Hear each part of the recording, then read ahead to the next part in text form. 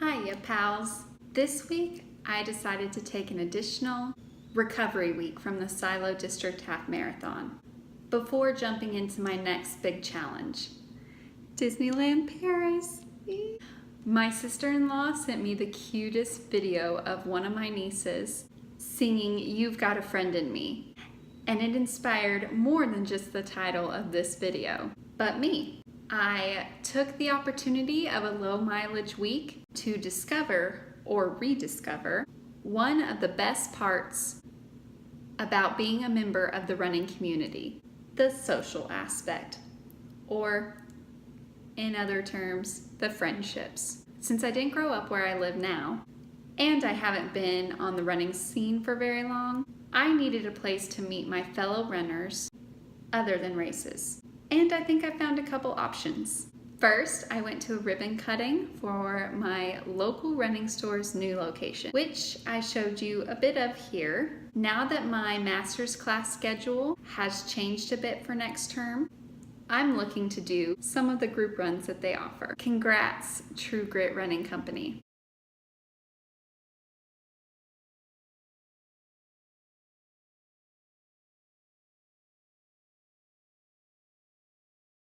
I can't wait to join in on more fun with you guys, especially if there are more of those Chick-fil-A chicken nuggets. Count me in. Also, continuing my quest to find some local running buddies, I was looking to join a group called River Valley Runners. While doing this channel does hold me accountable, and I do have runner friends, they all live in other towns or aren't right here with me to kick me out of bed on weekend mornings. It would be nice to have someone here in town to answer to, and maybe go to breakfast with after a run. Plus, who couldn't use more friends? Especially running friends, am I right? Well, I didn't realize River Valley Runs was in Russellville, which is a little over an hour away. And I showed up at the restaurant for my first meeting. Right restaurant, wrong town. Also, I missed a True Grit group run that was happening at the same time. That was actually in the town I was in. Oh well, I'll keep trying. I did see some people from Fort Smith when I was looking at the Silo District Half Marathon times. Hit me up, people. Some of them were faster than me though. I like a challenge. Whew, making friends sure isn't as easy as it used to be. Now, as your friend, I remember promising you guys some tips and etiquette rules once I was back from Waco. So here we go. As Chip said in my race recap last week, we're all being friendly. I want no biting, no pulling, no scratching. I want a fair race. Here are some rules of the road to help you keep it friendly on the course. The biggest one is to be aware of your surroundings and your fellow runners. Signal you're stopping with the hand raise while you move over to the right, or whichever side runners aren't. It is typically the right for walkers in my experience. If you're passing someone, just let them know you are there with a simple "on your left," as they are focused on their race and aren't looking back.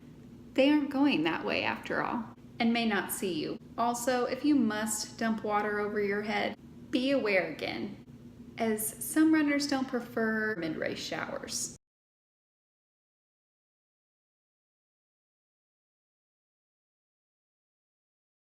These things will lead to less collisions. I just wasn't looking where I was going.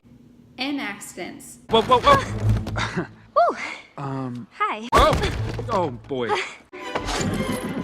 Oh no. Oh! And your thousands of new friends sharing the road with you will appreciate it. From one friend to another, here are some other race and general running tips that I've learned. Hydrate, hydrate, hydrate. I'm talking the full week before the race. Trust me. Probably TMI, but we are all friends here. You're looking for clear, if you know what I mean. Speaking of hydration, if you stop at a water stop during a race, fold your cup like this.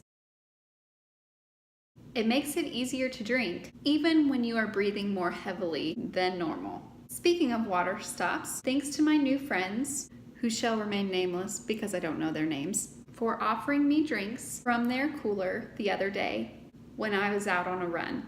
It was definitely needed and appreciated. Met some nice ladies on the trail. Said they had water. Did we just become best friends? Yep. Anyways, back to tips. For a race, don't go out or start too fast. I made that mistake recently with this 5K, and I paid for it later. Slow and steady, my friends. You can always do what they call negative splits or go faster in the end if you still have some gas in the tank. Believe me, this is a harder one to follow than you think. Because if you're like me, you get excited, you have all this adrenaline, and you just want to go. But We've got to keep our heads. Just calm down.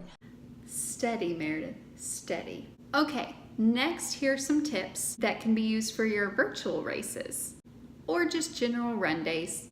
Wear glide for long distances. It helps prevent rubbing. Your arms or inner thighs will thank you later. Bonus tip, don't wear a tulle tutu for the aforementioned reasons. Plus, it just gets in your way. Do as I say and not as I'm doing in my thumbnail photo. That's where that lesson was learned. Also, don't forget your toenails. Clip them unless you like the color black or rocking band-aids. I clipped mine before Waco, but as I may have mentioned, I need to get new shoes as I put the between 300 to 500 recommended miles on mine. Both pairs. How do I know it's time for them to be rotated out? Blisters, foot soreness, knee stiffness, and I'll spare you the gory details, but just between us friends, my right big toenail became a casualty of war this week. And it didn't go quietly. Yeah, I'm glad I took another recovery week. Okay, last tip. If the road you are on is tilted, say like this, run on the bottom of the tilt. It'll save your knees. I mentioned Chip Gaines earlier. Well, Chip has this friend. They call her Gabe, and she's a pro runner. Coincidentally, or maybe not, they both decided to host races this year. Naturally, after the Silo District Half Marathon, I signed up for the Brave Like Gabe 5K to continue the fun from Waco and support a great cause. Again, since I filled this entire video with my thoughts, and it has grown quite long, just like my race recap last week, sorry guys, and there were some first race hiccups for the virtual runners, I will cover this 5K in a separate video. Since this week's video was all about friends and we reached 50 subscribers, I will keep another promise to you guys by doing a giveaway. You've got to treat your friends right. So here's how we'll do it. Comment below with your best race or run day tip other than mine. You can leave multiple tips, but only one will count per person. And I'll randomly draw and announce the winner in my next video, which means you must be a subscriber. And it will help you find out who the winner was. The winner has 24 hours to claim their prize. Otherwise, I'll draw again. I'll need at least 5 participants, so feel free to share. I mean, that's what friends are for, right? What's the prize? Naturally, it's a pair of Running Buddy bib clips. Well, that's it for me this week.